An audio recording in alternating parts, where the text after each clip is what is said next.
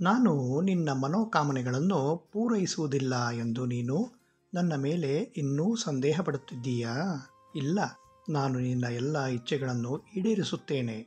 ಆದರೆ ಈಗ ಅದಕ್ಕೆ ಇನ್ನೂ ಸರಿಯಾದ ಸಮಯ ಬಂದಿಲ್ಲ.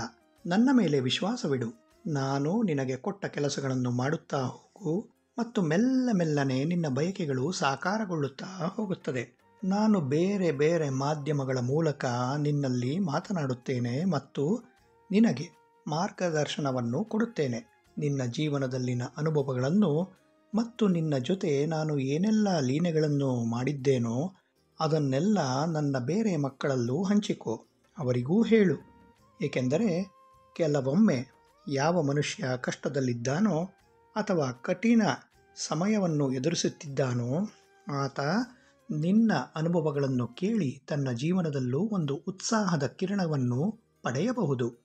ಆದ ಕಾರಣ ನಾನು ಹೇಳುವುದೇನೆಂದರೆ, ನನ್ನ ಲೀಲೆಗಳ ಗುಣಗಾನವನ್ನು ಮಾಡು. ನನ್ನ ಪ್ರೀತಿಯ ಮಗುವೇ, ನಿನ್ನ ಮೇಲೆ ಸದಾ ನನ್ನ ದೃಷ್ಟಿ ಇರುತ್ತದೆ ಮತ್ತು ನಿನ್ನ ಈ ಬಾಬಾ ನಿನ್ನ ರಕ್ಷಕನಾಗಿ ನಿನ್ನನ್ನು ನೋಡಿಕೊಳ್ಳುತ್ತಾ ಬಂದಿದ್ದಾನೆ ಮತ್ತು ಮುಂದೆಯೂ ಹೀಗೆಯೇ ರಕ್ಷಣೆ ಮಾಡುತ್ತಿರುತ್ತೇನೆ. ಖುಷಿಯಿಂದ ಇರು, ನಗು ನಗುತ್ತಿರು. ನನ್ನ ಬಹಳವಾದ ಆಶೀರ್ವಾದಗಳು ಸದಾ ನಿನ್ನ ಜೊತೆಗಿದೆ.